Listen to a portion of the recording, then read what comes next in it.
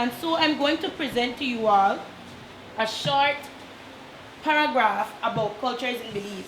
27-year-old Mary Ellen Ovado is the Standard 5 teacher at the Queen Square Anglican Primary School in Belize City. From very young, she had a passion for teaching. But when she lost her parents as a child, she had to change her plans and started working in another field. But Ovado never gave up her dream to become an educator. And when she got the break in 2011, she never looked back.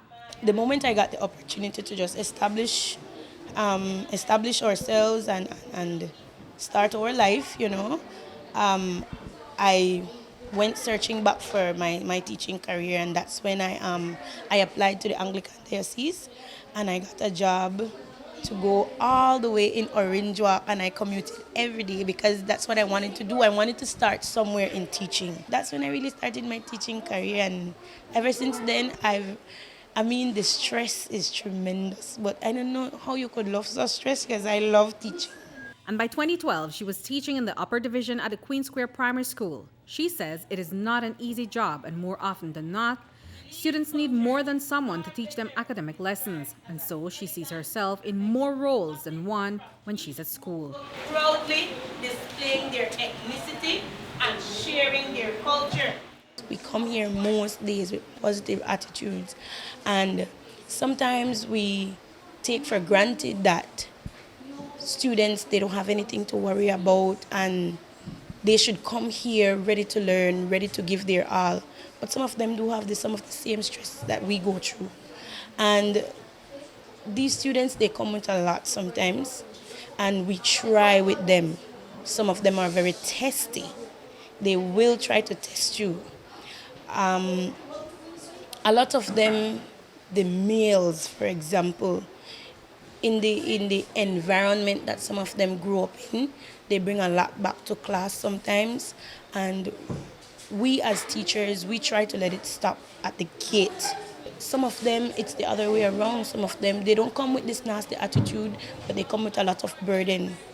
And I always present myself as an approachable teacher, as someone who my students can talk to.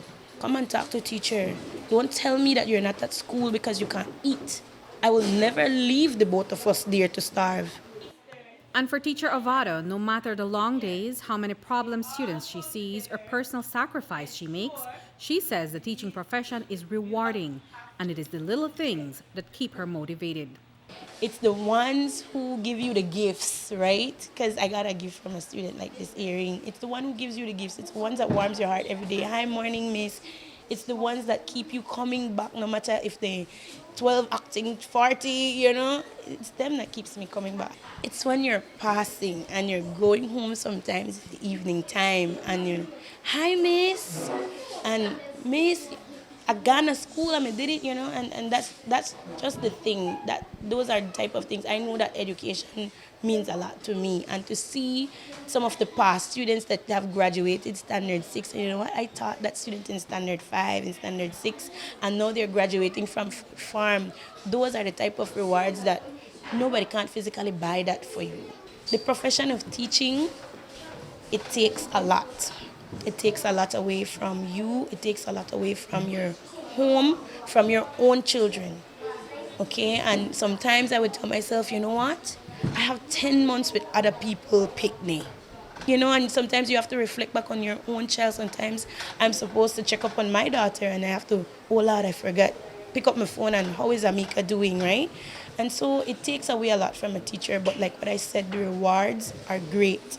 When you go into a doctor's office, when you go into a bank, when you go in, you know what? And they hear you like, miss, you remember me? Of course I remember you. And that's why teacher Ovado wants to encourage other teachers to push through the challenges, because the role of educators, she says, is critical to Belize's development. It's not about us. And whenever we are selfless, your blessings, they never stop. It's about who our students are, who they are going to be, where our country is, and where our country will be if we don't stop. Yes, we require more from the government, from our own management, from our parents, from our teachers. We do require more. But let's look at the majority instead of the minority of the missings. Look at what we have and what we can do with what we have, and remember that the positive outcome will be there. So don't stop. It's not about us, it's more about them, and they need us. If we realize how Belize is going right now, our students need positive role models. They need their teachers. They need understanding teachers. They need teachers that have a lot of patience. Reporting for News 5, I'm Andrea Polanco.